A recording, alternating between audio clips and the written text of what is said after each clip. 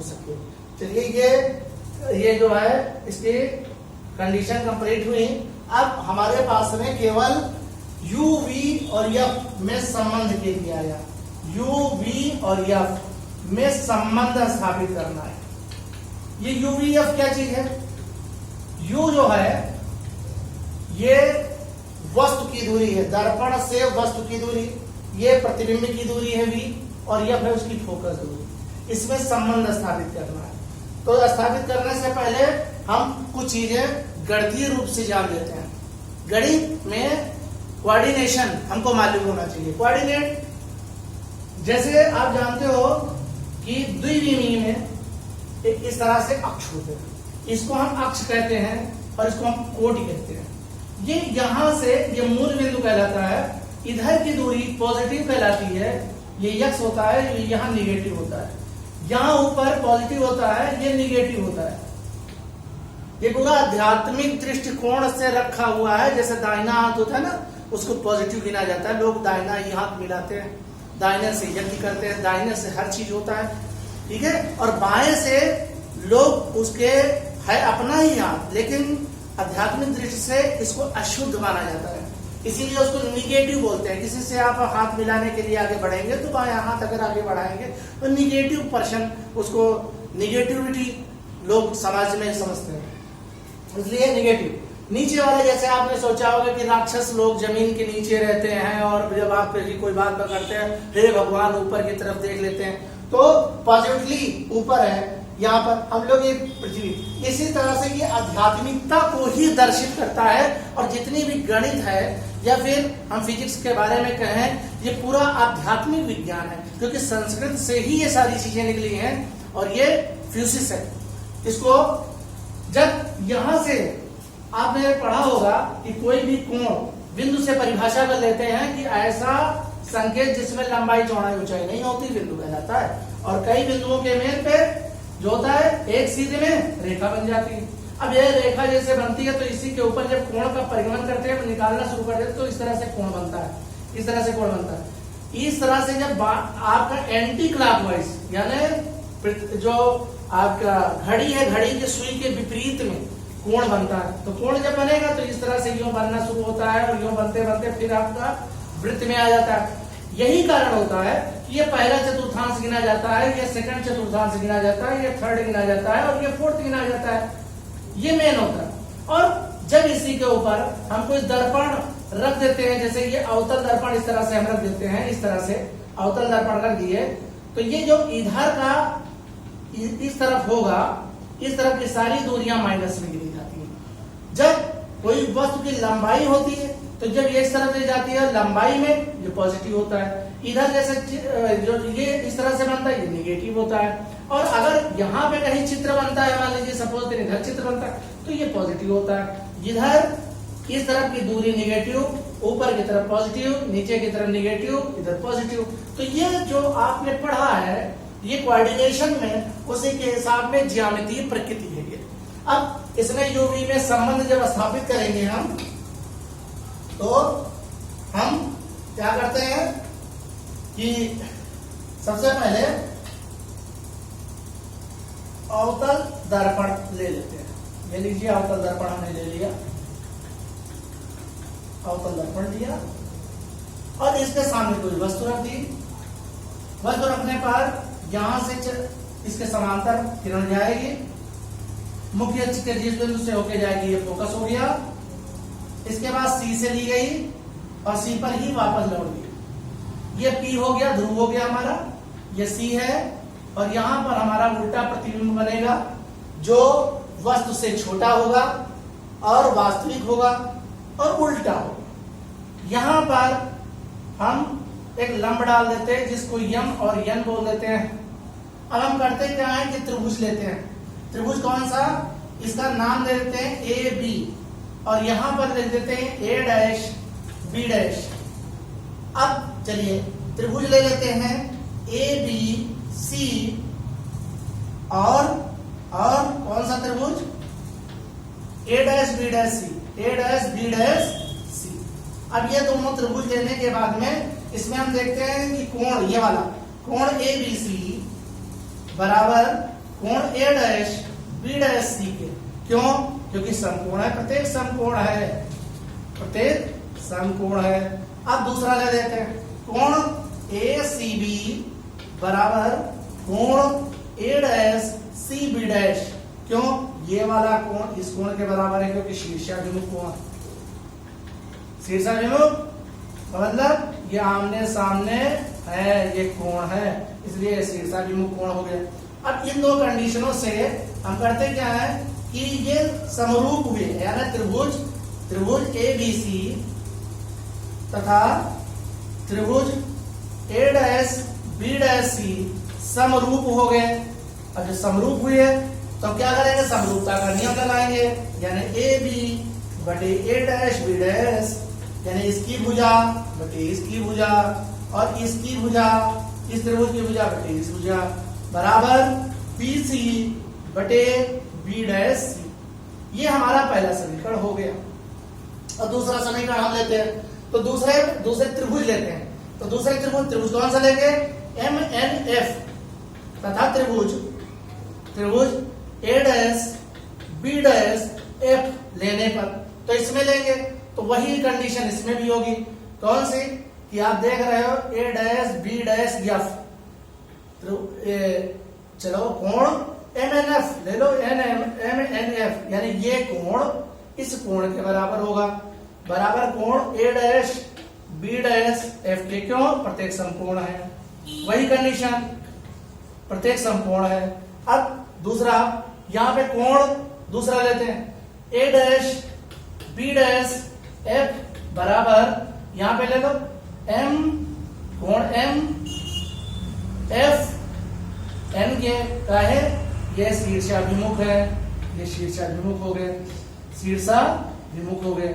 अब इसमें ये दोनों त्रिभुज क्या हुए, सर्वांशम समरूप हुए, एक ही रूप वाले हो गए, तो समरूपता का नियम इसमें भी लगाएंगे। तो यम एन बटे ए डैश बी डैश बराबर एन एफ बटे बी डैश एफ। ठीक है, ये वाला। अब आप ये देख रहे हो कि ए बी बराबर यम एन के। क्यों? ये वाली भुजा इस भुजा के बराबर है, क्योंकि ये समांतर आ रही है, इसके समांतर है, ये दोनों समांतर है, इसलिए ये वाला इसके बराबर होगा। उस कंडीशन पे हम लिख सकते हैं ए बी बटे ए डैश बी डैश बराबर एन एफ बटे बी डैश एफ के। अब अगर द्वारक छोटा होता है, इसका द्वारक जो होगा छोटा होगा, इसके क्लियरिटी लाने के लिए एन एफ को पी एफ लिखा जा सकता है। द्वारक छोटा होने की कंडीशन में एन एफ को पी एफ लिखा जा सकता है। तो उस कंडीशन में ए बी बटे ए डैश बी डैश बराबर पी एफ बटे जो है पी एफ बटे बी वन एफ, ये हो गया हमारा दूसरा। अब समीकरण फर्स्ट और सेकंड से आप ये देख रहे हैं कि ए बी बटे ए डैश बी डैश, और इसमें देख रहे हैं ए बी बटे ए डैश बी डैश, ये दोनों एक दूसरे के बराबर है। अगर यही इसके बराबर है और यही इसके बराबर, तो ये इसके बराबर होगा। चलिए अगले पन्ने में बी सी बटे बी वन डैश सी बराबर पी एफ बटे बी वन। ठीक है, अगले वाले पन्ने पे ले रहे हैं हम, तो ये हमारा हो जाएगा। पहले हम देख रहे हैं कि क्या उसका पहले में ये है, और चलिए आगे देख लेते हैं। तो ये हमारा होगा बी सी बटे बी वन सी बराबर पी एफ बटे बी वन जो है बी वन एफ। ये हमारी कंडीशन बन गई। इससे पहले वाला हाँ, तो बी सी बटे बी वन सी बराबर पी एफ बटे बी वन एफ। ठीक है, चलो आगे की तरफ चलते हैं हम। तो बी1 एफ अब ये हमारे पास में आ गया। तो इसका चित्र जो है बैक पोर्शन पे चला गया, तो जरा फिर से हम बनाते हैं थोड़ा सा, ये समझने के लिए, क्योंकि सामने होना चाहिए। अगर सामने नहीं होगा तो आप कुछ कर नहीं पाएंगे। इसमें थोड़ी सी गड़बड़ी आ गई तो साफ गड़बड़ हो जाएगा।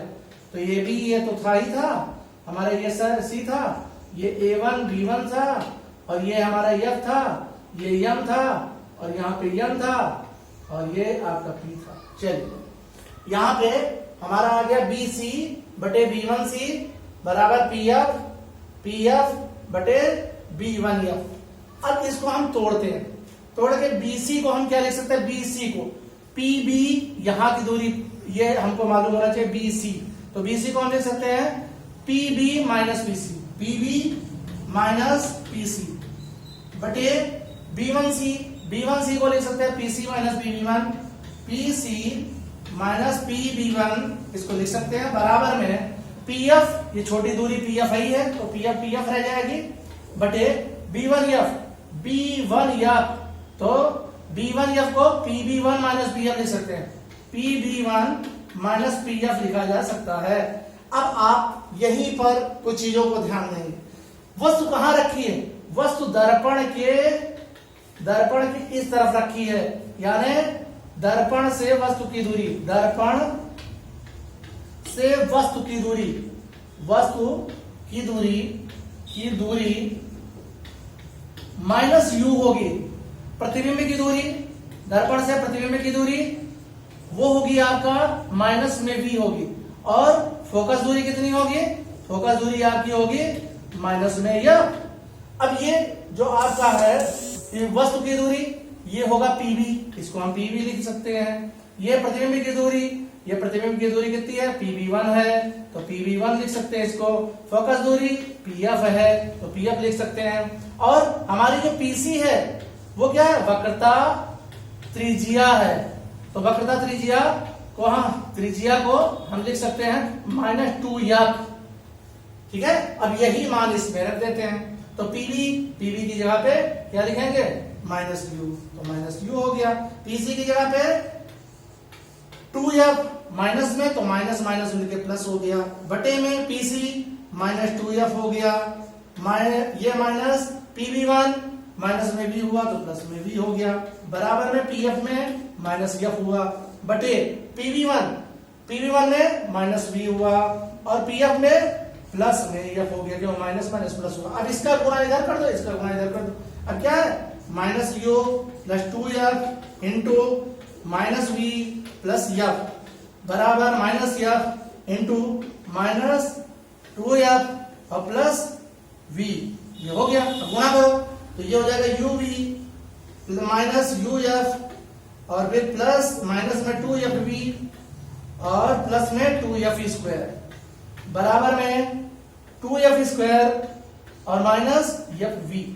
ये 2f से कैंसिल, क्योंकि प्लस में ये है प्लस में वो भी है, ये वाला इधर ले आओ तो आपका होगा uv माइनस uf और माइनस में 2fv प्लस में fv बराबर 0 होगा, और इससे ये घट जाएगा, तो uv minus uf minus fv बराबर 0 के। अब हम करते क्या है, uvf से भाग दे देते हैं, पूरे समीकरण को uvf से भाग देने पर this equation is divided by uvf, तो uvf से जब भाग देंगे तो क्या होगा, हम करेंगे क्या, uvf से भाग दो, uvf इसी जगह पे, अब नीचे जगह नहीं होने के कारण थोड़ा कर रहे हैं, नहीं तो दोबारा लिखना पड़ेगा हमको, तो इसके लिए थोड़ा कष्ट करना होगा भाई। fv uf और यहाँ uv। अब देखिए ये 1/f आ गया, ये बराबर के उस तरफ माइनस वाला 1/v 1/u उस तरफ ले जाएंगे तो हमारे पास में केवल यही आएगा 1/u प्लस 1/v बराबर 1/f। ये जो है, यही जो है कंडीशन निकल के आती है कि फोकस दूरी और हमारे वस्तु रखी हुई है, वस्तु और प्रतिबिंब, इन तीनों पे कौन सा डिपेंड करता है, उसके लिए relation between UV and F यही पे होता है, और ये हमें अवतल दर्पण के द्वारा हमें मालूम होना चाहिए, और ये ज्यादातर पूछा जाता है। इससे पहले वाला जो बताया गया, अब अगले वाले वीडियो में हम आपको उत्तल दर्पण के द्वारा इन्हीं का डेरिवेशन इसी के द्वारा बताएंगे। That's all, thank you.